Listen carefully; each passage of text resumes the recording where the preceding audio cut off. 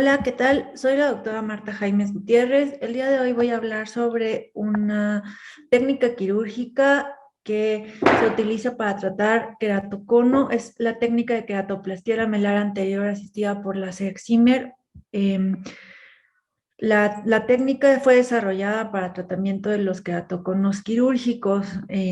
Normalmente, por ejemplo, sabemos que los grados leves de queratocono se tratan con uso de lentes de contacto, lentes de armazón, incluso tratamientos para reforzar o evitar la progresión, que son el crosslinking, el uso de anillos corneales, las técnicas de adición para mejorar la agudeza visual, como son el uso de lentes fáquicos o lentes intraoculares, tóricos, esféricos.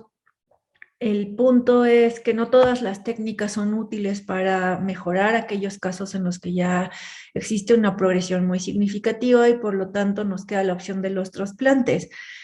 Si bien el trasplante penetrante es uno de los que más se ha estudiado por su tiempo de aparición en la historia de la medicina, hace algunos años ya se han derivado algunas técnicas que son las técnicas lamelares que permiten solamente sustituir la parte de la córnea que está enferma, de tal forma que puede ser útil para las cicatrices anteriores, para el queratocono, para todas aquellas enfermedades que producen opacidades solamente en el estroma y que tienen un endotelio sano.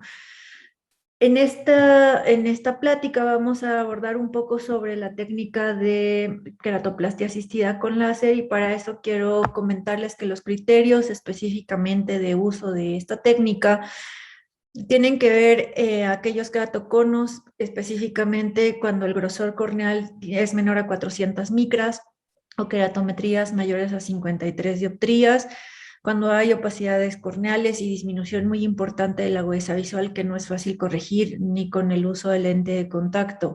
De tal forma que el 12 al 21% de los pacientes con queratocono requerirán de tratamiento quirúrgico, específicamente una queratoplastía.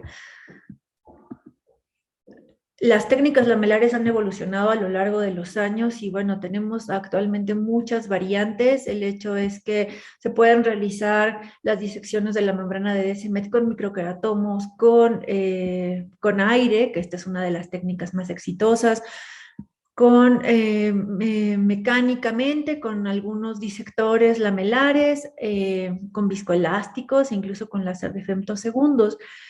Y finalmente la técnica que da origen a esto y que es la que más éxito tiene porque es técnicamente, aunque es difícil, es fácil de hacer porque tenemos básicamente en todos los quirófanos herramientas para realizarla, es la queratoplastía asistida con una disección mecánica de la membrana de Descemet con aire.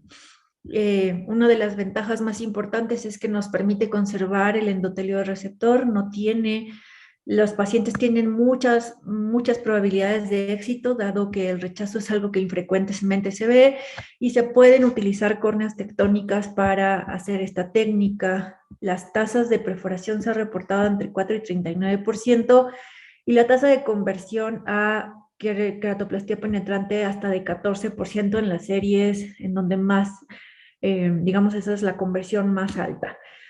Pues bien, hace unos años se ha realizado, siempre ha existido la inquietud de realizar una ablación profunda de las capas de la córnea con láser excimer, y esto es factible actualmente ahora con mucha mayor precisión porque tenemos máquinas como por ejemplo la plataforma de Schwinn-Damaris, que nos permite hacer un mapa topográfico y hasta importarlo a la plataforma de excimer láser, de tal forma que nos permite programar un tratamiento personalizado que nos permite conservar un residual destromal de 100 micras o menos y de esta forma poder hacer una queratoplastía lamelar. La técnica quirúrgica consiste en hacer esta importación de los datos topográficos a la plataforma de láser. Se coloca este anillo pues para protección de la córnea y limbo y para ayudar a que el láser, la ablación sea mucho más precisa. Está hecha del lecho estromal residual y esta es la disección de la membrana de Descemet que se debe retirar de la córnea donante para finalmente trepanar y tener un botón que sea del tamaño de la ablación realizada en el diámetro.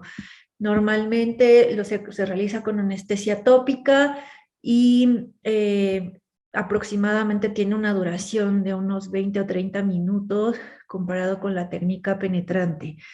Hace unos años, en el Instituto de Oftalmología Conde de Valenciana, tuvimos la fortuna de hacer alguna serie de pacientes operados con la técnica PALC y nos permitimos hacer una comparación de cómo le iba, cómo le va a los pacientes en su agudeza visual y sus resultados postquirúrgicos.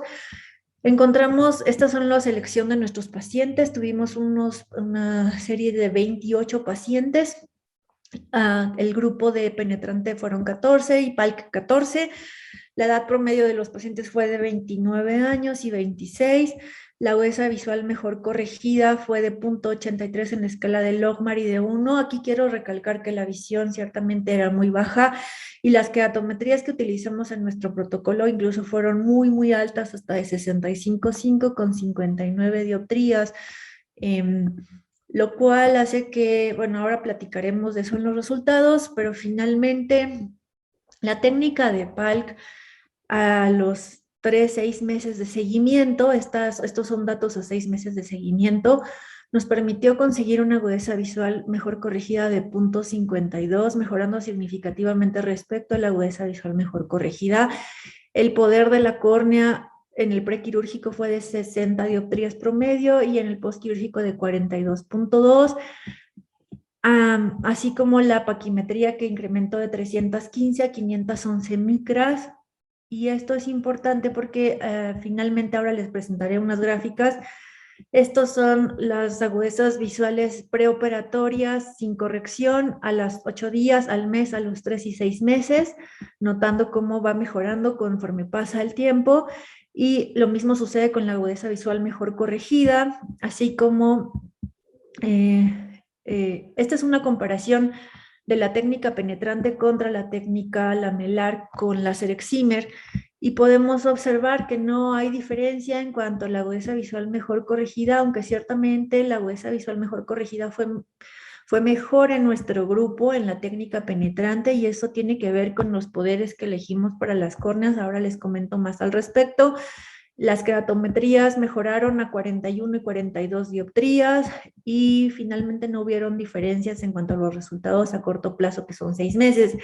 En estos esquemas, bueno, se observan las fotos de los pacientes corregidos con PALC. Aquí podemos ver el estroma residual que está marcado en esta línea, muy uniforme, irregular.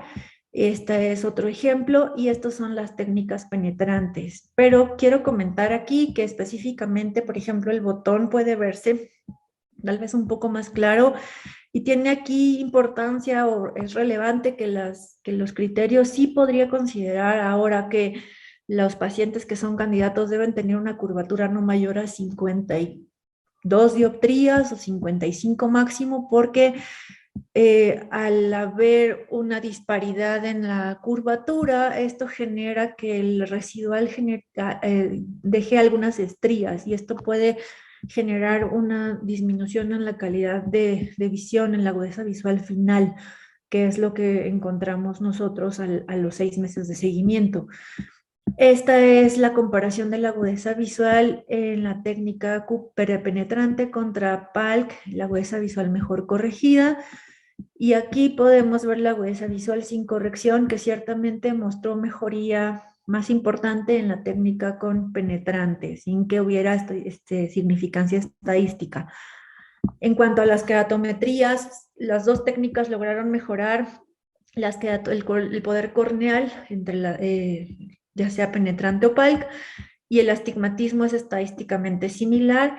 Y respecto al índice de seguridad, que habla sobre qué tantas líneas de agudeza visual ganaron los pacientes, o al menos no perdieron líneas de agudeza visual, en la técnica PALC 2 pacientes perdieron líneas de agudeza visual, entonces esto le da un índice de seguridad de 79%, comparado con un índice de seguridad de 86% para la técnica penetrante.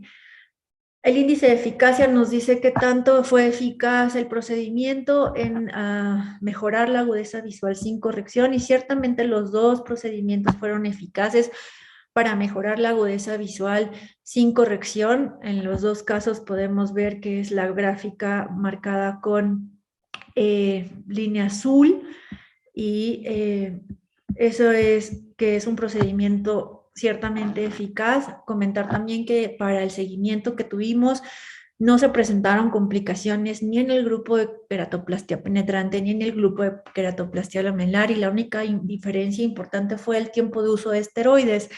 A los pacientes con queratoplastia asistida por Excimer solamente se les dejaba en promedio 4 meses, y a los pacientes con queratoplastia penetrante, pues el uso de esteroides es algo que debemos continuar para evitar un rechazo, si bien es cierto que en el grupo de pacientes con queratocono el pronóstico siempre es mejor.